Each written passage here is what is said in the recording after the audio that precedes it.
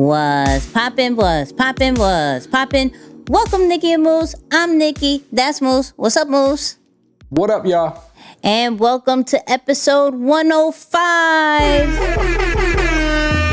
And in this episode, listen, you can put some respect on content creation, on these fellow content creators, okay? We're going to talk about money-wise, the possibilities that you can have with live examples, and then team building and why you should have a team and when to have a team and all this great stuff about team.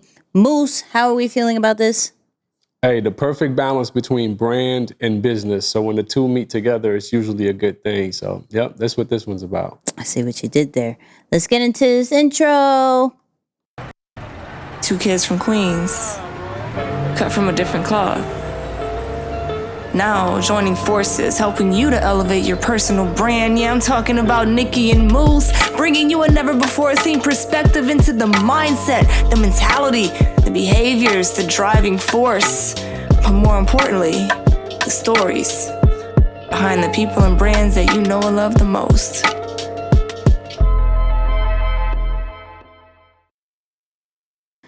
And of course, this is powered by ECAMM Live, the #1 all-in-one live streaming platform that can allow you to stream on YouTube, Twitch, Facebook, Twitter, the whole social media channels, plus pre-recorded stuff, do a podcast, audio isolation, and so much more. So if you would like to try ECAMM Live free on us, just go to www.nickyandmoose.com/ECAMM, ECAMM, 2 M's, people, and 14-day trial on us.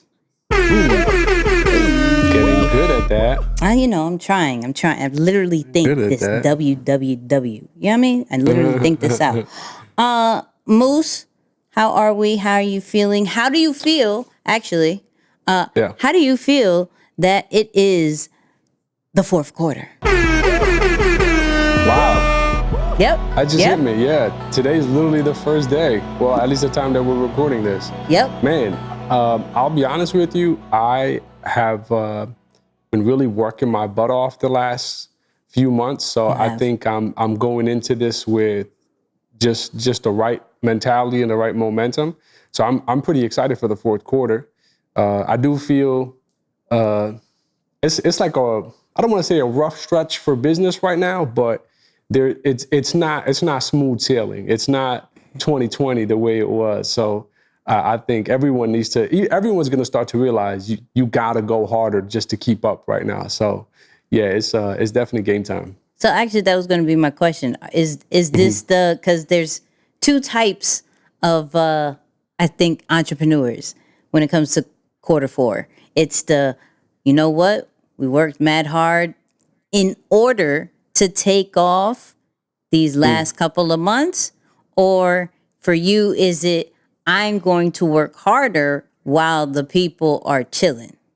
Yeah. No, I think it's the latter for sure. And I don't even want to compare it to other people. I just want to kind of do what I think is best for me right now. And that is this momentum and this balance that I have going. I always say, anytime that you have clarity and desire on what you want to do, that's the best season to be at it, because you know what you want, you have the energy to make it happen, and you're in motion. So I feel like I have those two things right now, which is a good thing. I'm not like really resting on my laurels, as they would say, as far as like my accomplishments from whatever quarters 1, 2, and 3. Because I don't feel I don't know. I'm usually tough on myself anyway, but I don't feel like it's anything worth celebrating. But definitely this right here is go time.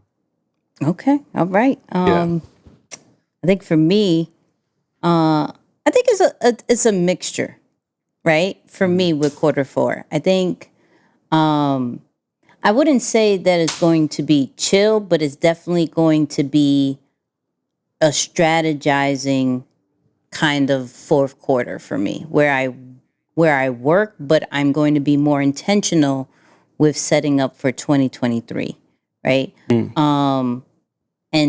those kind of things has already been starting to, like, be in talks way before the fourth quarter. But definitely this time is just going to be kind of just straight up planning. Okay, this is what we're doing. This is what is going to lead to this department. This is what's going to lead to this situation. So strategizing and working is going to be my thing for the fourth quarter. It's a good balance, for sure. For sure. That's a good balance. Trying over here. But let's get into this episode. Because like as always, we have a lot to talk about. Actually, I want Moose presented this clip to me, so I want Moose to talk about this.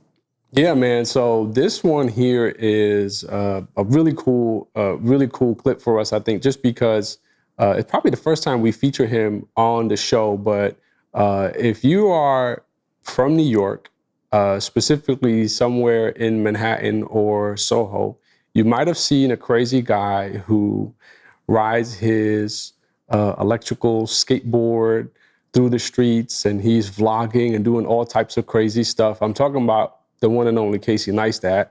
And on this clip, he's actually talking about how he realized the monetization of YouTube can be a game changer for, his career. So this is what this one's about.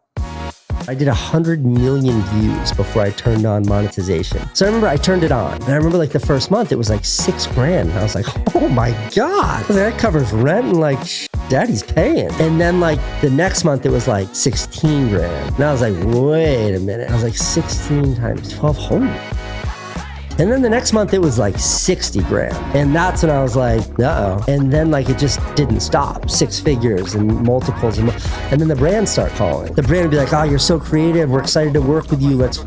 And then none of that discussion. It was just how much for you to talk about our brand on your channel. They weren't paying me for my creativity. They were paying me for my reach.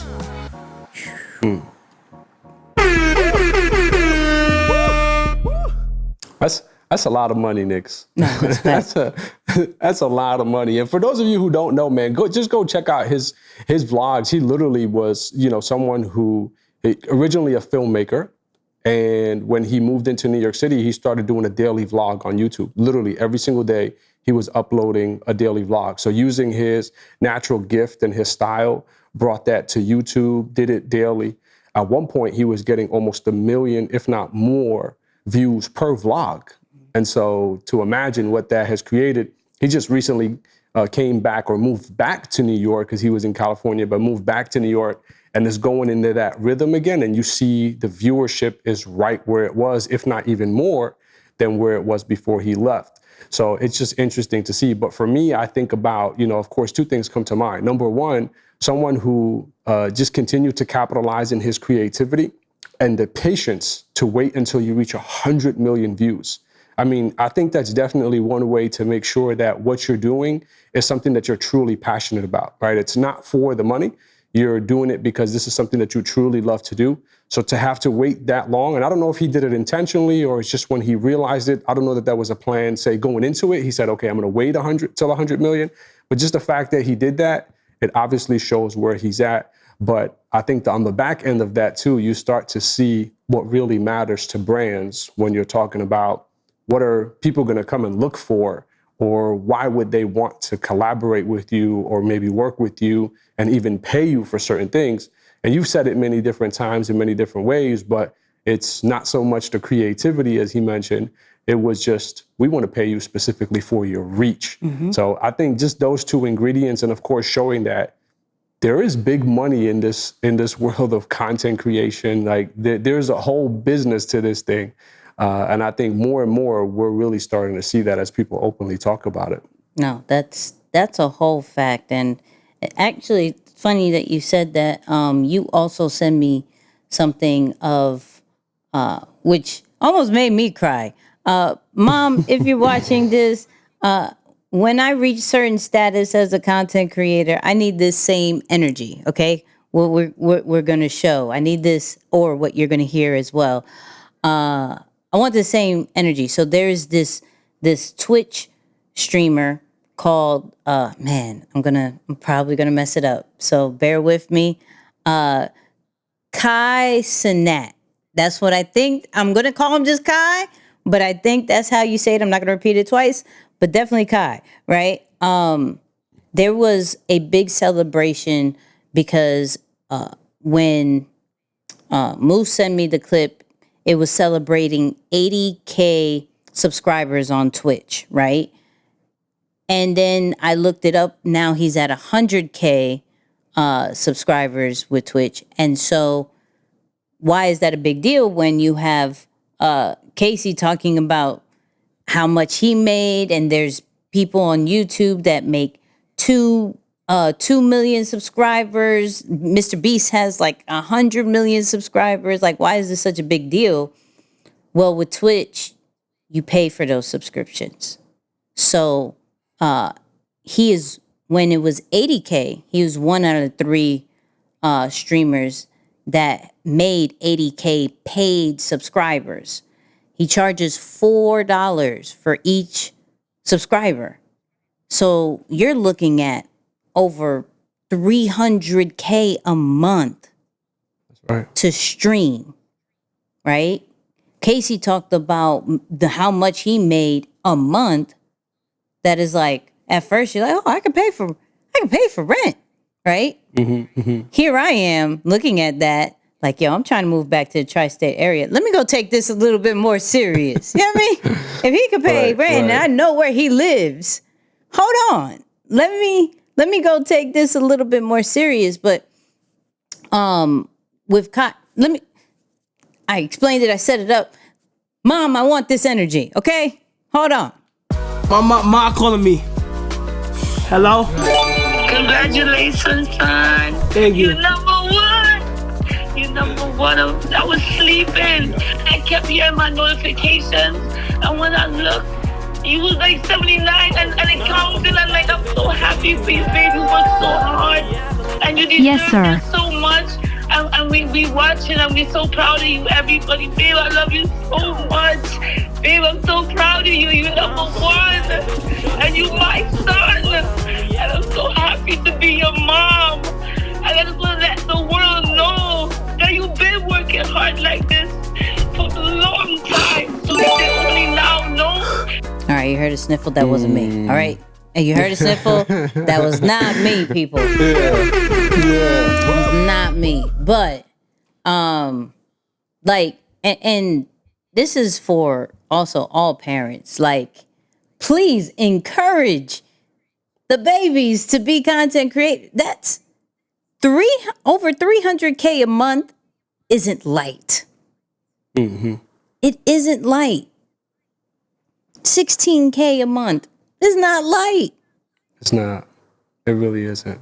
Like 10K a month off of making videos is not light. Like, this is a whole career. This is a whole way of being. He can supply money to other people and hiring them. Now he's providing jobs. Casey's providing jobs. Like, this is, y'all need to put some respect on content creators. I will say that. Y'all need to not, like, brands are getting smarter and being like, okay, I need to get in front of your audience.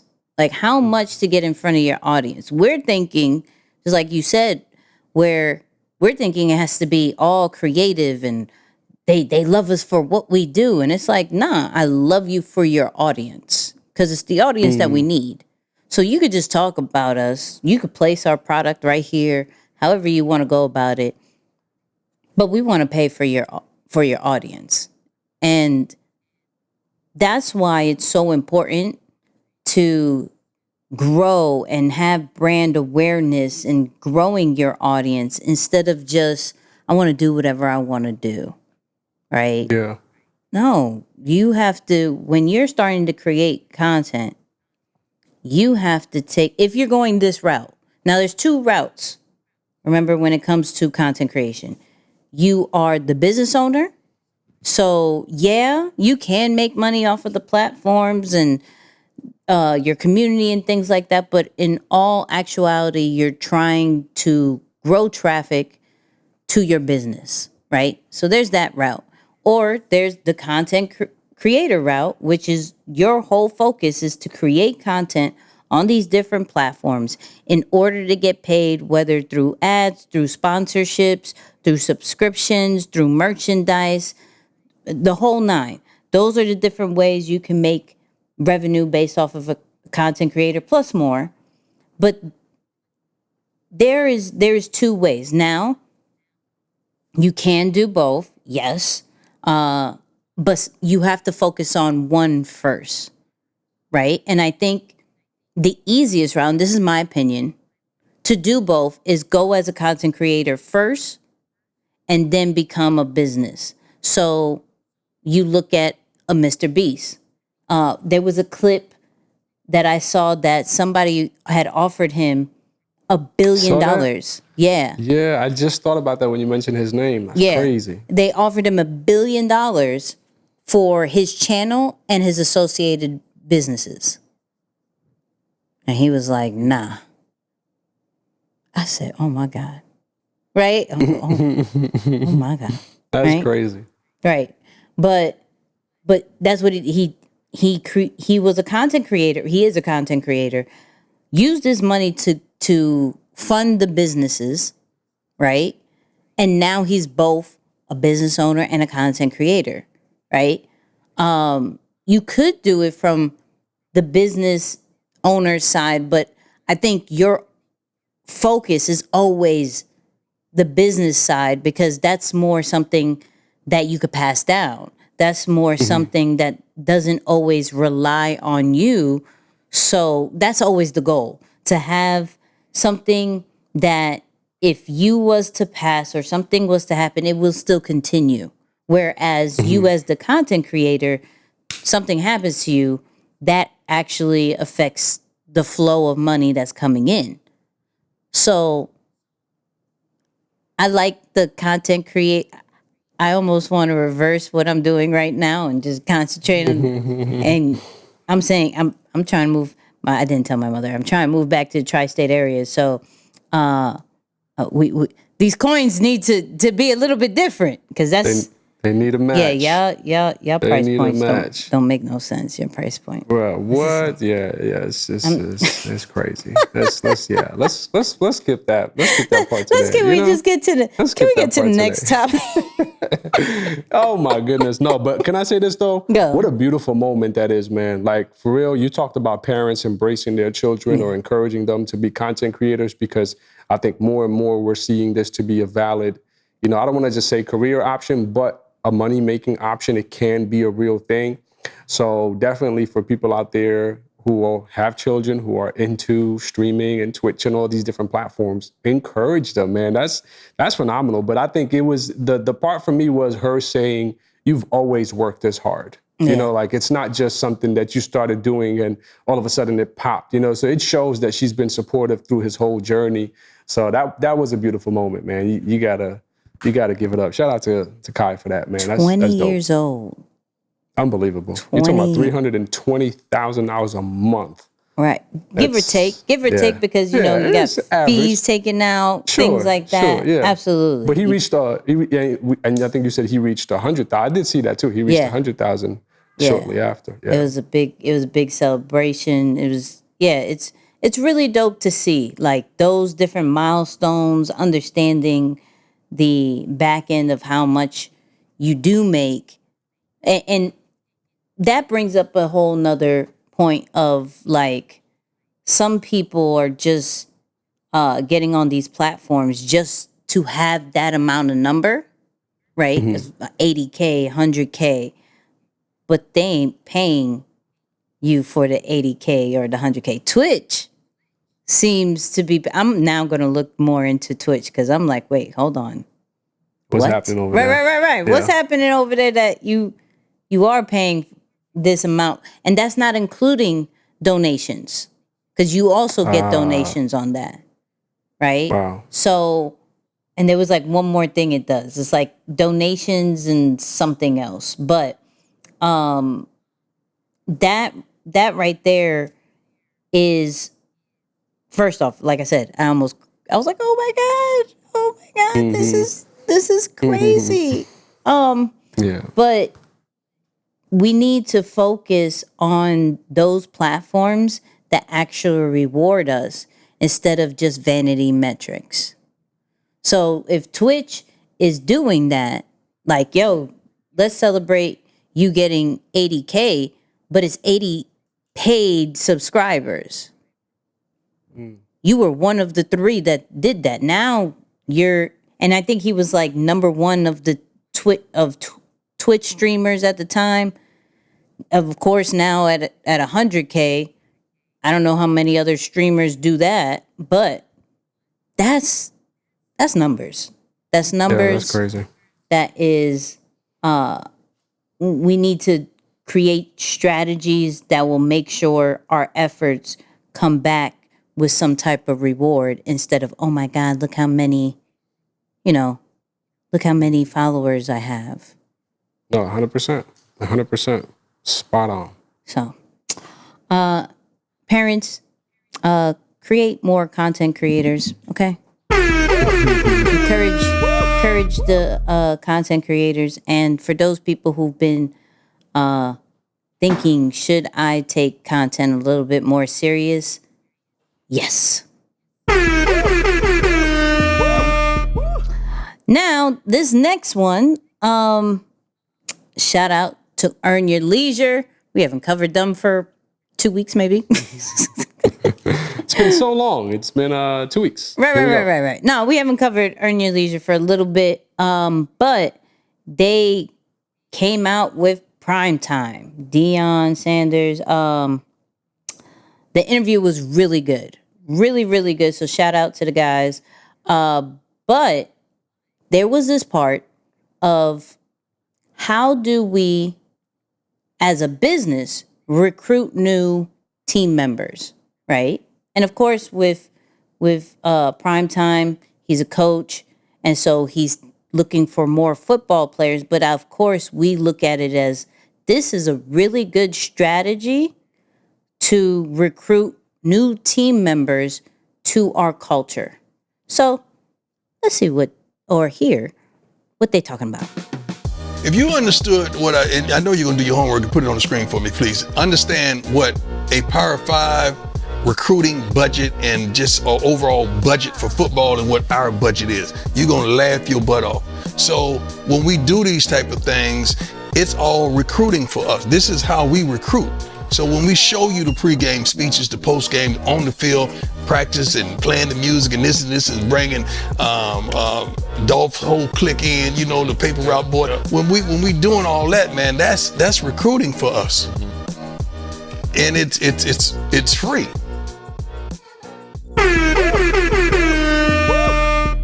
First off, I think that's genius. I didn't even really think about it like that, to where if you're creating a culture with celebration, if you're recognition, different routines and how things are being placed and shown throughout how you do practice or how do you do meetings. And yeah, people are going to be like, yo, I want to be part of this. You're actually creating a culture and putting it out on social media, and people are going to be attracted to that. Oh, snap. I've never seen a football team do it this way. This is what they do with practice. This is what they do in their huddles. So when you look at it from a recruiting situation for business, like, can you have the same energy, the same type of culture as sports that would make it attractive to work with you? Oh, snap, You do team outings, and the team outings look like this. This is who speaks at your company. This is who you got, not Joe Schmo. You got so-and-so coming in to train your team. Hold on. This isn't, why doesn't my 9 to 5 do this? Like, I want to work over there. What does it take? Oh, hello, we are hiring. Check this out, right? So to see that him, like Dion actually uses social media in that way, I'm like, oh, that's first off, genius. Yes, Yeah. genius. Second, how do we break that down to make it easier for other people for those people who are like, yo, I need a team, I need a team, I need a team. How do you show the culture that you are building to attract that team? Yeah, yeah, yeah. And I think it shows, man, the intentionality behind what they're doing over there. You know, when I was watching the interview, one of the things I liked is he talked about, of course, crediting his son, because he said, you know, it's really his son's ideas with his production, in a sense. It's they collaborate to make that thing happen. But it shows its intentionality. So, you know, for business owners out there thinking about it, it's so funny. And it can just show you, like, how relevant this concept is to all types of industries and verticals and different types of business. I was literally speaking with my barber today, just Hello, today. barber. My friend, hello, my boy Pablo. I've known Pablo literally since I was 17 years old. So I've known Pablo for a really long time. And he was asking me the same exact question. He said, man, you need to help me with my hiring. You know, I'm having trouble and yada, yada, yada. And I need to get my hands out the business. And I'm sure it's the same exact pain points that so many business owners have today. And I told him, I said, Pablo, turn the camera on. You're here. And if you want to attract people that are going to be superstars, that are going to help you to really carry the weight of your business, you're not going to find those people on Indeed or LinkedIn. You know why? Because they got something going on. So you have to become attractive if you're going to attract top tier talent to your business. That's good. Top tier talent doesn't need a job. They don't need an opportunity. Top tier talent is actually saying no to a lot of things right now. So what are you going to bring to the table that's going to say, wait a minute, it's going to catch their eye and say, you know what, you might want to consider working with us over here because of what we have going on. It goes beyond the paycheck. So when I look at what Prime is doing, right, number one, because he's doing that, he's showing he's accepting of the next generation. Yeah. Not only am I mindful of what you all are thinking about, what you all are wanting and what you desire, but I know the style in which you communicate. I know the things that matter to you, and I'm going to meet you there and help elevate you and grow you to be men in this case, because we're talking about athletes and football players. So I think this is definitely one of those things that a lot of businesses need to start thinking about. That how can we document different parts of our culture, different parts of our process of what we stand on, so that we can show the next generation that, hey, we're innovative. We're so innovative that we'll take the thing that most people consider to be annoying, or it's just a game, or it's just for this type of person, and show you that we're willing to learn it so that we can welcome you into our space. So yeah, it's not something that's going away. It's not one of those things where you can hold it off and say, oh, I own a business today. This little social media phase or whatever it's going to go away. And once it goes away, I'll just go back to my normal life and be the boss. And people are going to just want to work for me just because I'm the boss. It's like, no, that is not the case. So yeah, for sure. If you're going to be a business that utilizes a strategy like this, you have to think about some of these elements that we just talked about. Yeah, and he probably understands that his name alone isn't only going to bring in people. I think it does a good amount, right? It's a hook, yeah. Right. But what else is there? Right? What else can he do in order to get the top players to be interested in going into his team, right? And him using the strategy of, okay, let me get Wallow and Gilly. Let me get, Dolph. Rest in peace, Dolph. Let's get Jeezy. Let's get some of these people that they listen to, that they look up to, and let's bring them into the locker room. Once again, yo, that's who you bringing? That's the culture that you like. sharing the culture will attract people, but you have to build a culture. And I think that's another thing that he focuses on. What culture am I creating for my team, for the overall look of this? So people would want to be a part of it, want to support it, want to share everything that's happening about it, want to attend it. Like culture, even though we're breaking down, utilize social media to show what you do in order to attract, you still have to build the culture first. You can't just show these are the team members and this is what you do. What do you want people to embody?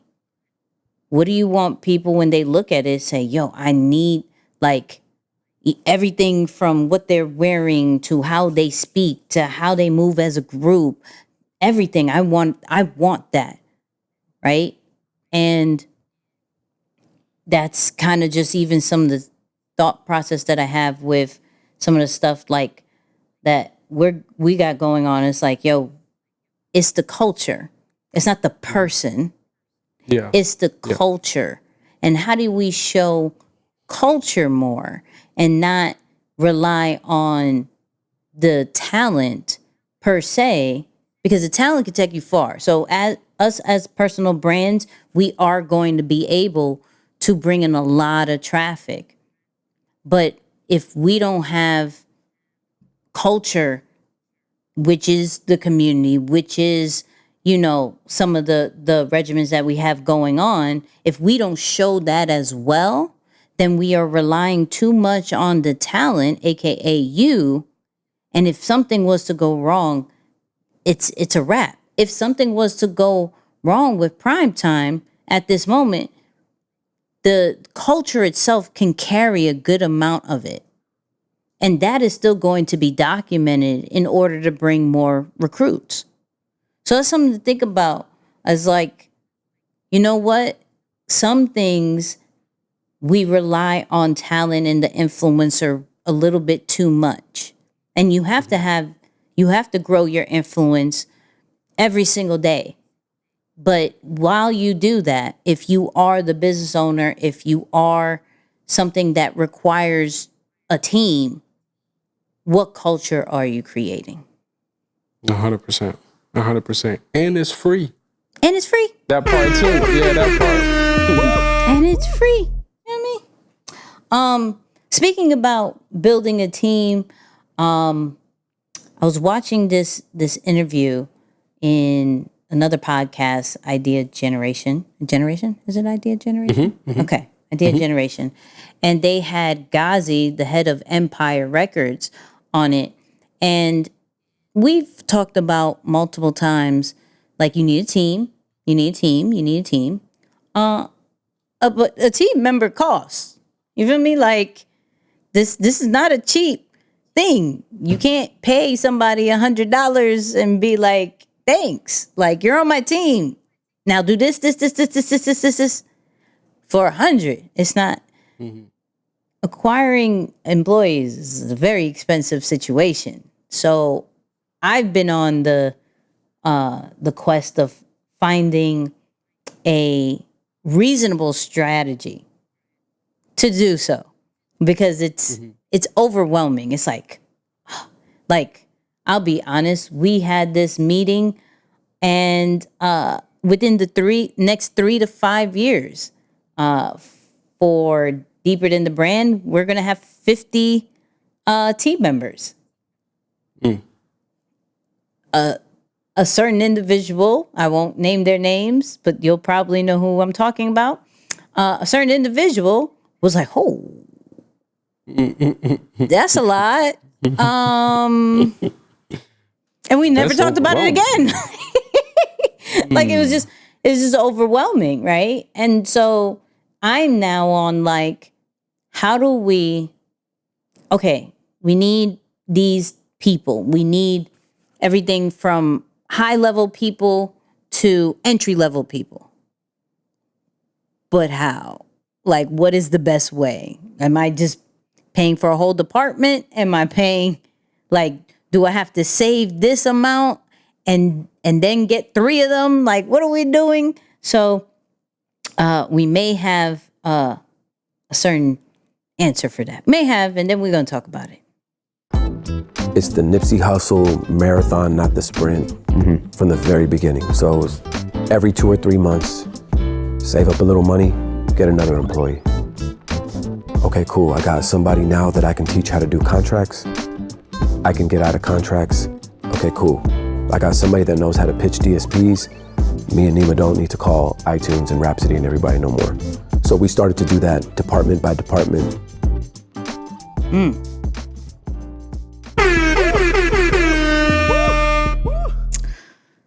Go ahead, Mr. Businessman. Yeah, I'm over here taking notes, but so I'm like legit taking notes. But no, it's pretty cool, man, because you know one of the things that for sure you gotta, and I want people to realize too, like this is real world stuff, man. Now you see why it's tempting to give up ownership in your business, right? When you're no longer just a one-man show or you're running the business and you can do everything by yourself. This is why companies and businesses take outside funding, because you're talking about going to a real business, large scale organization, 50, 100 plus employees or staff members. Yeah. That stuff costs money. People are not just going to come and say, yeah, sure, just give me $2. Take $2. Cool, don't worry about it. It's like, they want serious pay, of course, depending on the position, but it adds up. When you talk about having a payroll of 10, 20, 30, 40 people, it continue to add up. So I think it definitely shows that this is a real deal. But his strategy for saying how he offloaded some of those responsibilities per department based on where they were, I think definitely it's genius. One of the things that we have to add though is that money that's coming in money that's going to stay at least consistently within the business? Because one of the mistakes people make often is they'll say, okay, I'm making 10, I can go hire someone and pay them 7, and I'll make 3. Now, I won't keep the 10, but hey, I'd better keep the 3 and get my time back. Okay, but what if that 10 expires in 6 months?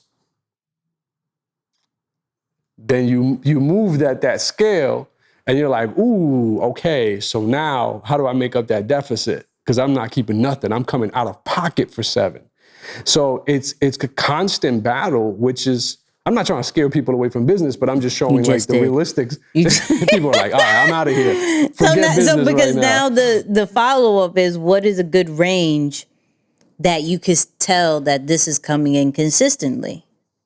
Yeah. Like, is that 3 months? Is that 5? Is that a whole year? Because now the longer that you wait, the more that you take on certain tasks that you shouldn't be.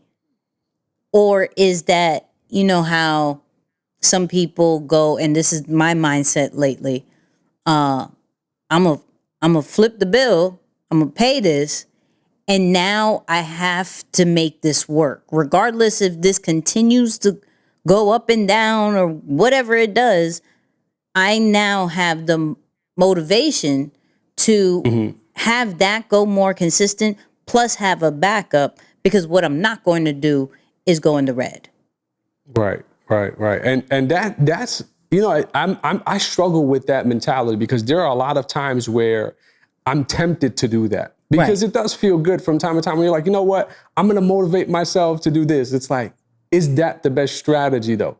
In some cases, sure, but it's not the most sustainable one. Like, I just got to be honest, as I think about it, just from my own personal experience, it's not the most sustainable one. As far as a time range, though, to your direct question, I can't say that there's a specific time range, because it varies based on industry or the type of business that you're in. But ultimately, if you track your revenue month over month, you'll start to see where you're consistent at, what's your average. And in one of the businesses we're involved in, we literally track it. We have a daily average and a monthly average based over from like year to date. Okay. And we'll see where we're at, right? So it's like, okay, based on what our daily average is, here's what we can afford to do to maintain our margins. Let's say we want to maintain a profit margin of 20%, 30%, whatever it may be, just to keep it easy numbers. Anything that we make over that is a bonus. It's like, hey, we had a great month. You're going to take home a little extra cash. Great. Or you can reinvest it back in the business, or you can put it out, into a savings account or whatever it is for future investments. But that average is a critical point when you're thinking about something like that. So that's kind of like my fun stuff, but I won't geek out on it so nobody feels like, okay, I want nothing to do with business. It's good. Business is good. No, you have to talk about, have to talk about those things, because if it scares you to the point where you don't want to do it, you shouldn't do it. Right? That's real. So those things, I mean, even hearing about it is like, oh my God, right? But it's funny that you said that, I don't go with that mindset. And I instantly thought about the people who purchase gym memberships, because they say if I go somewhere and I pay for it, it's going to make me want to go all the time. Now, my thought process of it is it doesn't hurt so much, right? That's why I'm thinking about the employee one a little bit different, because that's going to hurt. You're looking 30K, 40, 50, 60, depending who you hire, 6 figures. Like, that's not little money. That's not $24.99 a month, right? Yeah, and so could you maneuver a different way? Because that's not chump change. Some of the things we pay for, all right, if I pay for this course, I'm going to take it serious.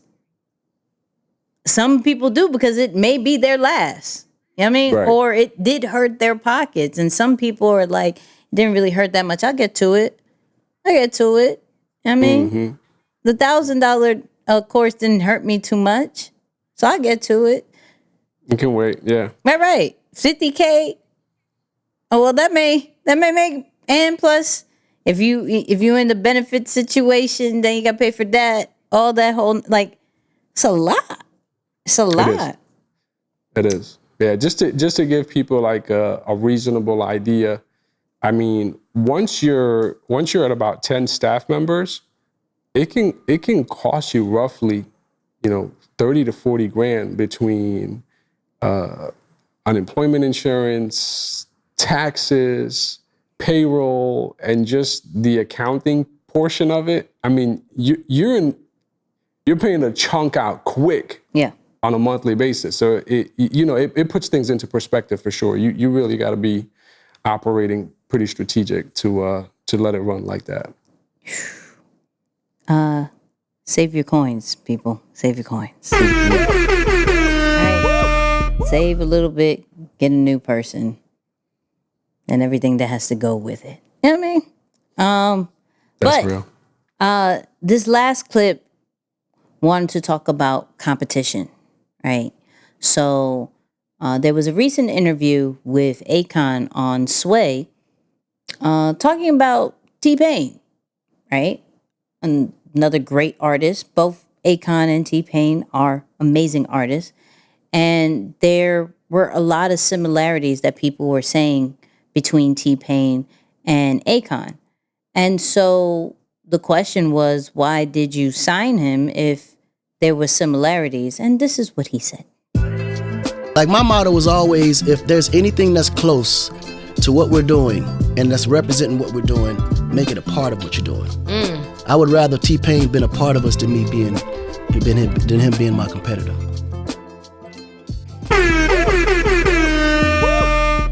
First off, that was a very smart decision, money-wise. Because if you know T-Pain's career, my man was very successful and still is successful to this day. But music-wise, I think everybody wanted a T-Pain hook. Everybody wanted, like, his albums did amazing.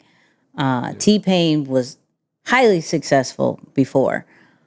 Now, I like this theory, this kind of vibe that he has been thinking about as far as like, you know what, just can't beat them, join them kind of situations. Like, Yeah. I'd rather corner the market with similar vibes and just them embodying who we are and this type of market than necessarily compete. And then eventually I'm going to reach a certain type of level that's either going to peak, stay where it's at. I'm not going to grow because I've already been on the top. So instead of being selfish and just thinking I'm always going to be on top, no, we as a company is going to be on top because we are gathering other people who have similar traits, similar styles, similar mindsets, and we're going to do this together. And I think that's really, really, really important for people to understand the power of collaboration and the power of partnerships, because at some point we will not be on top. We will not always be number one, but what we represent in our company and our business structure can be. And that's just by moving in strategic ways where some will battle with that because of pride. Yeah, for sure, for sure. I mean, you just think about it. Every time an acquisition is made, the company that makes the acquisition is always, for the most part, looked at as the industry leader. Yeah. So when we see that, LVMH acquired Off-White, we're like, oh, shoot, Louis Vuitton, whatever. It's like, oh, okay. So like they further really stamp their foot in the space to show you, no, we're the best here. Look, we're gaining more ground. So I follow that mentality, man. I think you're right as far as pride will often say, no, they're not better than us, or it kind of puts us in this mentality where we talked about it in previous episodes where we think that there can only be one number one. We come from, unfortunately, that background where it's just everything is so limited. It's always a limited mentality or scarcity. But once you start thinking about that, you eliminate the noise. And I think the one thing people underestimate is the fact that there's so much collaboration that can come from having another A player in your team. So we were talking about how building teams, quite honestly, that's another way to build a team. It's to partner and acquire someone who's already dominant in their space. Now you can skip the steps of having to seek the talent, find the talent, hire the talent, train the talent, hope that they pan out the way that you expect. It's like, no, I can just look at a T-Pain and I already know what his record is based off of obviously what he's done in the space. So when I bring him into the label and now we've collaborated in a sense, what you're getting. It's pretty much there to show. So I think that's another strategic way to kind of build and get some level of security with you. You know that it's going to pan out. And the thing is that I feel that is a huge struggle is how do you put that pride aside? Right? Like, okay, I get it. Partnerships, collaborations. I hear you, Nicky and Moose. Okay, now I have them, and they're doing something better than me. And I feel like I have to do it too, right? Like, granted, I am competitor type. I'm competitive as all get up. Okay, I'm still working on it. But I've done a lot better. And I think as humans, we just love competition, right? Yeah. And I think that's where it comes from with there can only be one. There can be only one. Because us as humans love to see people battle it out. Like, what is the best? I think Kevin Hart spoke about it perfectly on Drink Champs when they're like, the number one black comedian. It's like, yo, there can be multiple black comedians that are on top. Like there doesn't only need to be one. There's one who's really good at this and one who's really good at that and one who's good, like, even with basketball, it's like it's cool to say greatest of all time, but that's kind of downplaying the other people, right? I say all that because when we going back to the pride situation, like, of course, as leaders in the game, and you are coming up with a certain amount, a level of pride and competition, right? Now you're like, okay, I got to bring in people. This is great to build a platform for others. Great, woo, woo, woo. But while you're still in the game and you're seeing this person maybe going what you deemed as out of line or not as the brand, like, how do you stop yourself from interfering and making it not such a collaborative thing? It almost makes it feel as little fellow over there, okay, ma'am, hello, you're here, we're working together, but know your place. Like, you ain't there yet. Like, that's unhealthy. That's still very unhealthy. Like, what are some thoughts on that one? Very long question, my bad. I mean, look, pride in general, I don't know that I'm fully able to speak on it because I have a lot of it. I've always talked about it as my bad That's side. why I want to talk about it, because I'm like, maybe more we talk about it, maybe it will help as well.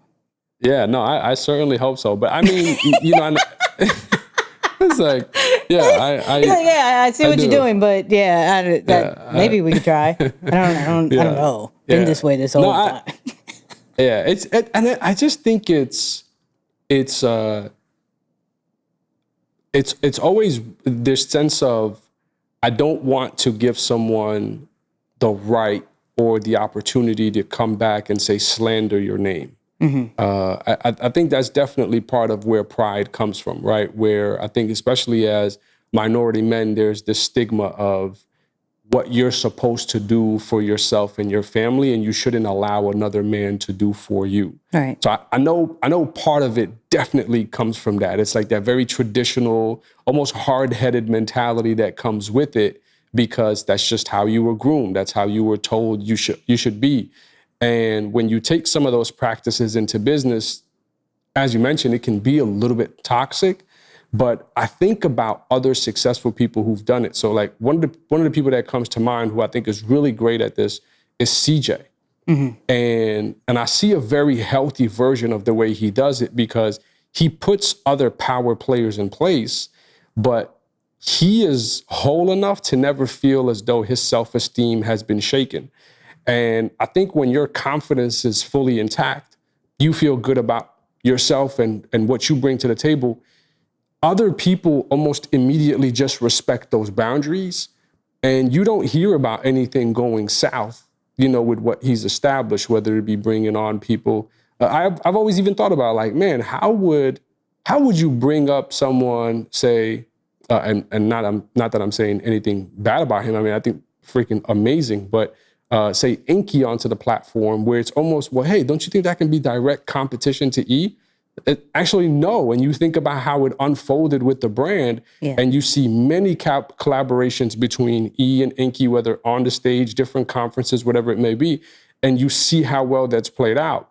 So I think moments like that give us enough, say, of a sample size where we can start to see this is actually the better way to do it. If you don't want to get crossed, or if you don't want to get left behind, or you don't want to deal with the pressure of one day someone coming saying, oh yeah, look at a little man over there that once was hot, it probably is in your best interest to collaborate with the top talent.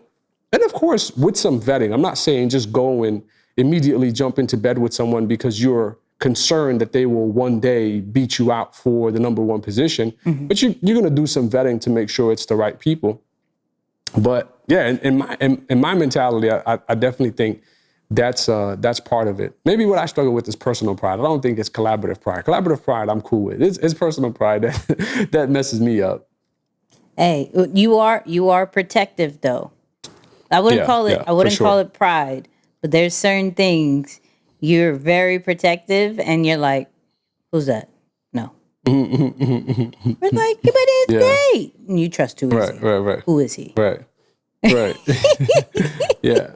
You got to give people time, man. You got to give people time. I think every person in, say, a new environment, or for people who just like new things in general, they can almost be a little bit easily impressed with someone or something that's in the space. It's like, oh yeah, no, that's perfect. It's like, no, but give it time. And I think it's almost unfair to the people who've been loyal to you for X amount of years if you just jump to the next shiny object and you overlook the loyalty and the effort and all of the things that go into making a relationship work or a partnership work for X amount of years. So I'm cognizant of that too, right? Like that's one thing I definitely have learned over the years, is that you can't neglect people's efforts. That's not cool. Like, you talk about team building.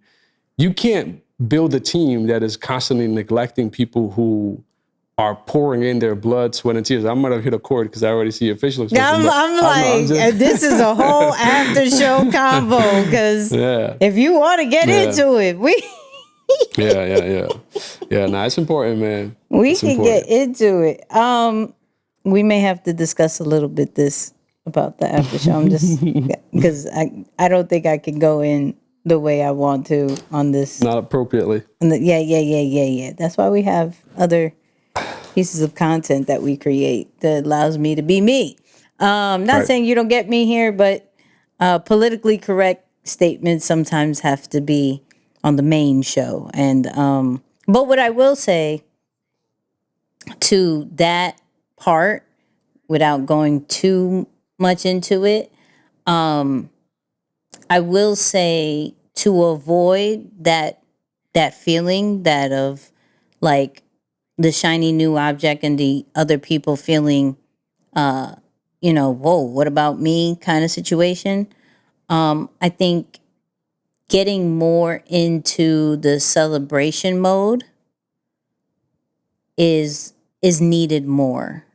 I was reading 24 Assets, which is a really good book, right? I think, what was it by? Daniel Presley or something like that, right? And one of the things he said was like, after a campaign, celebrate. I don't care how good or how bad this campaign did. We need to celebrate. So, because what they said before was, campaign went great, made millions of dollars. The top 3 people quit because they were drained.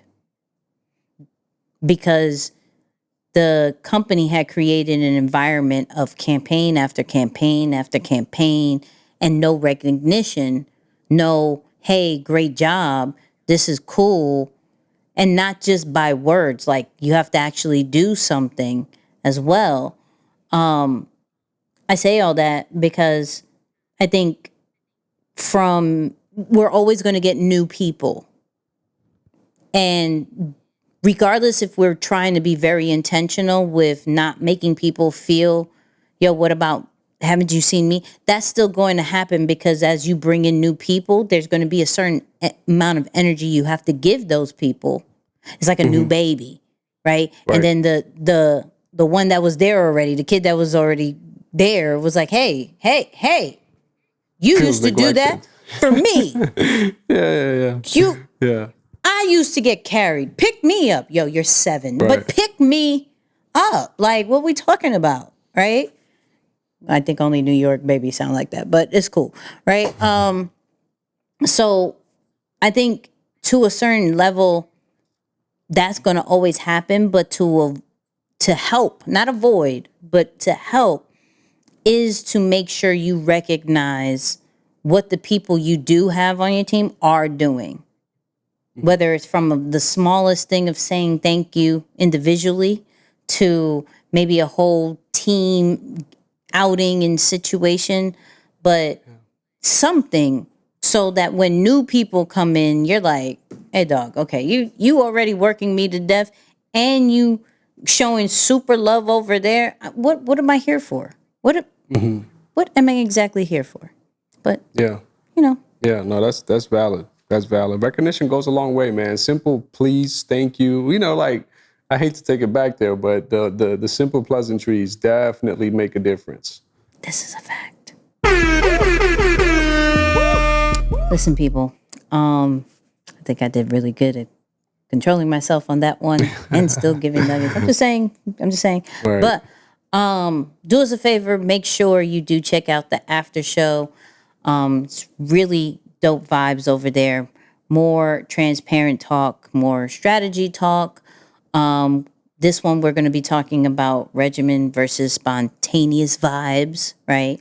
And then a little bit of this particular topic because I feel like I may go a little bit more into it. But definitely continue to follow us on all social media platforms, YouTube, Instagram, that whole nine. But Moose, final words. Yeah, stop delaying the realization of your dream because of fear of what others may think about you. If they're going to talk anyways, so you might as well let them talk while you're winning instead of losing.